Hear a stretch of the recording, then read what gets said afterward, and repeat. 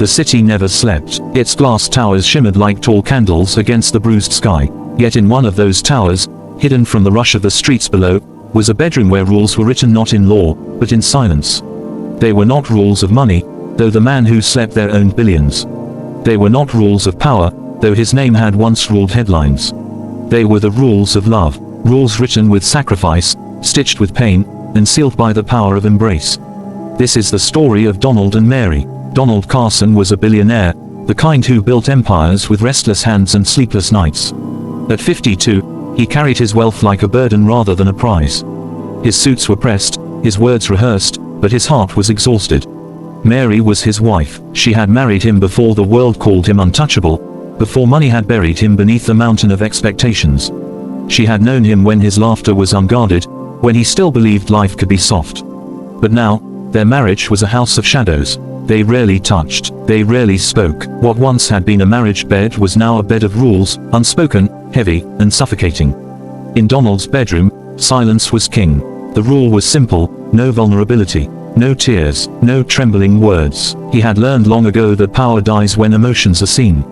But Mary remembered another rule, one they had made when they were young: never let go, no matter how heavy love becomes. The past often intruded on the present like a cruel memory. Mary remembered the night they first slept on the floor of Donald's tiny apartment, a mattress too thin to shield them from the hard ground. He had whispered to her, one day, "Mary, I'll give you the world." She had smiled, kissed his forehead, and replied, "I don't want the world. I want your arms." That was the first rule, the only one that mattered. They had shared cheap coffee in cracked mugs, laughed over second-hand books, and dreamed about futures too bright for the dim apartment. Back then, his touch was constant. He reached for her hand when crossing the street, brushed her hair back when she was tired, held her through storms when thunder rattled their windows. But time changed him. The billions he earned turned every gesture into a transaction, every embrace into a performance. He still bought her diamonds, still brought her to charity galas, but he stopped holding her in the quiet hours of the night. And Mary grew lonelier in rooms filled with chandeliers than she ever had in their tiny apartment. One night, the silence cracked. Donald returned from a meeting to find Mary sitting at the edge of the vast bed, her body trembling. Her hands clutched a letter from the doctor. "It's cancer, Donald," she whispered, her voice shaking. The kind that doesn't wait. The billionaire who had faced boardrooms of steel-eyed men, the man who had bent markets to his will, suddenly looked like a boy again. His lips parted, but no words came. That night, Mary wept into her hands. Donald sat beside her, but he could not touch her. His own rule, "Don't show weakness," held him hostage. Mary, sensing the wall between them, whispered through her tears, "Your billions cannot save me, but your embrace might." He did not move. The days grew slower, darker. Mary's body weakened. Yet in her suffering, she remembered their old promise: never let go. She began to leave notes around the bedroom. Small pieces of paper with rules written on them, not of wealth, not of pride, but of love. 1. Hold me when I am in pain. 2. Don't let silence be the only voice. 3. Remember our nights on the floor. 4. Let your arms be my cure. Donald found them, one by one. He tucked them away in his pocket, though he did not obey them. His fear of breaking down, his fear of being less than invincible, kept him still. Until one night, when Mary collapsed. She fainted in the middle of the room. Donald caught her before she hit the marble floor. For the first time in years, his arms wrapped around her, and she fit into them as though time had never passed.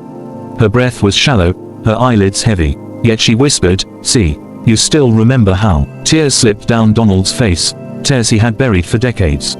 In that moment, he broke his own rule. He held her, rocking her like a fragile bird, and whispered, "I'm sorry. I'm so sorry." The billionaire's bedroom, once a prison of silence, became an ocean of grief and love. Mary's illness spread quickly. Their nights became softer, more fragile. Donald cancelled meetings, skipped conferences, left empires to crumble. For once, he chose her over the world. Each night, he read her old notes. Each night, he embraced her until dawn. Mary, weakened but glowing, whispered, "You see, Donald, it was never about the world. It was always about your arms." Donald would bury his face in her hair and whisper, "Then let me give you my arms forever." But forever is not a promise the body keeps. Mary began writing letters for Donald to read after she was gone. She hid them in drawers, between books, under pillows. One letter said, "If you wake up alone, don't fill the room with silence." Fill it with memories. Don't let the bed become a grave. Let it remain a place of embrace. Another read, forgive yourself. I never married a billionaire.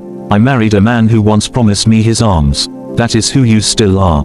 Donald found these letters one by one, his tears falling onto the ink, blurring the words until they looked like rain. On her last night, the city lights flickered through the curtains. Mary lay in his arms, her head on his chest. Her breath was thin, her body weightless. Donald, she whispered, promise me one thing. Anything. Promise me you'll keep embracing. Even when I'm gone. Don't let the silence win again. Don't let your billions take away the only thing that matters. His tears stained her cheeks as he whispered, I promise. Her last breath was a sigh of relief in his arms. She left with a faint smile, as though her final rule had set her free. Donald Carson remained a billionaire, but the empire meant little without Mary. For weeks, he wandered through the empty house, hearing echoes of her voice, finding her notes tucked away in books and drawers.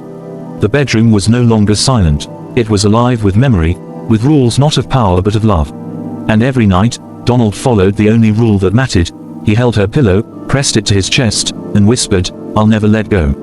Because in the end, the greatest empire he ever built was not made of steel or glass, but of sacrifice, of pain, and the power of embrace. Months passed. The world waited for Donald Carson to return to the stage of power. Investors demanded him. The press begged for interviews. But Donald no longer belonged to the world of noise. He began visiting cancer hospitals, quietly funding wings without attaching his name. He sat beside patients, holding hands with strangers, giving the one thing he had once refused to give his wife, his presence.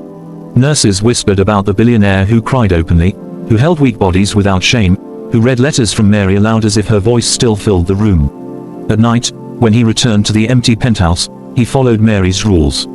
He whispered to her absence. He opened their old photo albums. He embraced the silence not as an enemy, but as a reminder of her. One evening, he stood by the window, looking at the city that once bent to his power. For the first time, he did not feel like its king. He felt like Mary's widower, broken, yet alive with love. And he realized, the richest men are not those who own the city. The richest are those who have known the weight of an embrace strong enough to outlive death. Donald lies in bed, the city lights painting shadows on the walls. He clutches Mary's final letter to his chest. Love does not leave, Donald. It only changes form. Hold me still. I am here, even now. His arms wrap around the pillow as tears slip down his face. He whispers into the dark, I'll never let go, Mary. Never. The billionaire's bedroom, once ruled by silence, now beats with the quiet rhythm of eternal love.